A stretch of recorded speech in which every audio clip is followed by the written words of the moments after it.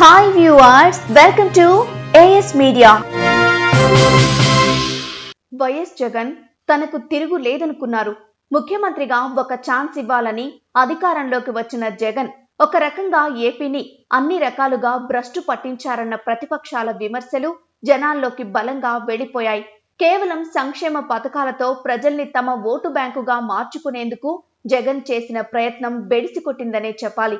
తొలి 5 నెలల్లోనే జగన్ పాలన అంటే ఏంటో అందరికీ అర్థమైంది. కేవలం నగదు పంపిణీ పేరుతో సంక్షేమ పథకాల బూచిని చూపి రెండోసారి అధికారంలోకి రావాలని ప్రయత్నించారు. అంతే తప్ప అభివృద్ధిపై ఆయన 4 ఏళ్ల పాటు ఫోకస్ చేయలేదు. అంటే 5 ఏళ్లలో 2 ఏళ్లు కరోనాతో ఇబ్బంది పడినప్పటికీ 3 ఏళ్లలో ఆయన చేయగలిగిన డెవలప్మెంట్ చేయలేదన్న విమర్శలు సర్వత్రా వినిపించాయి. అధికారంలోకి వచ్చి రావడంతోనే చంద్రబాబు నిర్మించిన ప్రజావేదికను కూల్చివేయడంతో మొదలుపెట్టిన జగన్ ఇక వెనక్కు తిరిగి చూడలేదు. ప్రతిపక్ష పార్టీల్ని ఆర్థికంగా బలహీనం చేయడానికే ఆయన ఎక్కువ సమయాన్ని వినియోగించారు. ఇక ప్రతిపక్ష నేతలతో పాటు ప్రభుత్వాన్ని ప్రశ్నించిన వారిపై వరుస కేసులు నమోదు చేయడం ప్రారంభించారు. చివరకు సొంత పార్టీ ఎంపీ రఘురామకృష్ణంరాజును కూడా వదల్లేదు. అందరూ న్యాయస్థానాన్ని ఆశ్రయించి కొంత ఉపశమనం పొందాల్సి వచ్చింది. మద్యం షాపుల్ని ప్రభుత్వం ఆధీనంలోకి తీసుకుని ఒక సామాజిక వర్గం ఆర్థిక మూలాల్ని దెబ్బతీయగలిగాడు. అలాగే 3 రాజధానుల అంశాన్ని బయటకు తీసుకొచ్చి రియల్ ఎస్టేట్ రంగాన్ని కుదేలు చేశాడు. అయితే ఈ రంగంలో రెడ్లు, కాపులు వంటి వాళ్ళు రియల్ ఎస్టేట్ వ్యాపారులు కూడా ఆర్థిక ఇబ్బందులు పడ్డారు. అలానే తన సొంత సామాజిక వర్గాన్ని కూడా జగన్ పట్టించుకోలేదు. అధికారంలోకి వచ్చిన నాటి నుంచి ఎస్సీ, ఎస్టీ, బీసీ, మైనారిటీల నినాదం అందుకుని సొంత సామాజిక వర్గమైన రెడ్లలోనూ అసంతృప్తిని కొని తెచ్చుకున్నారు.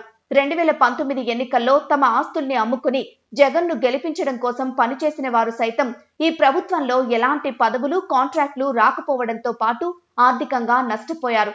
దీంతో ఆ సామాజిక వర్గం కూడా చాలా వరకు అసంతృప్తికి గురైంది. ప్రధానంగా గత ఎన్నికల్లో రాయలసీమలో జగన్ కోసం పనిగట్టుకుని తమ ఆస్తుల్ని పణంగా పెట్టిన రెడ్లు ఈసారి జగన్ కు ఓటేసి మనం సాధించిందేమిటి అన్న ప్రశ్న తమలో తాము వేసుకుని దూరంగా ఉన్నారు.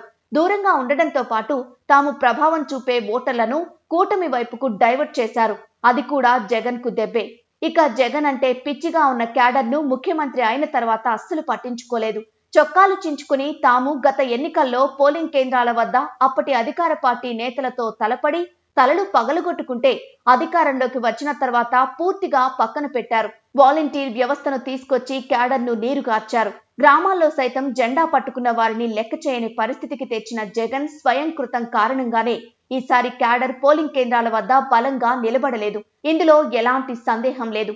అందుకే ఏ రాజకీయ పార్టీకైనా క్యాడర్ బలంగా ఉండాలి. దానిని విమర్శిస్తే ఎలాంటి పరిణామాలు ఎదురవుతాయన్నది 2024 పోలింగ్ సందర్భంగా జగన్ కు అర్థమై ఉంటుంది. అయితే అప్పటికే ఆలస్యమైంది. ఎంత నష్ట నివారణ చర్యలు చేపట్టినా ఫలితం లేకుండా పోయింది.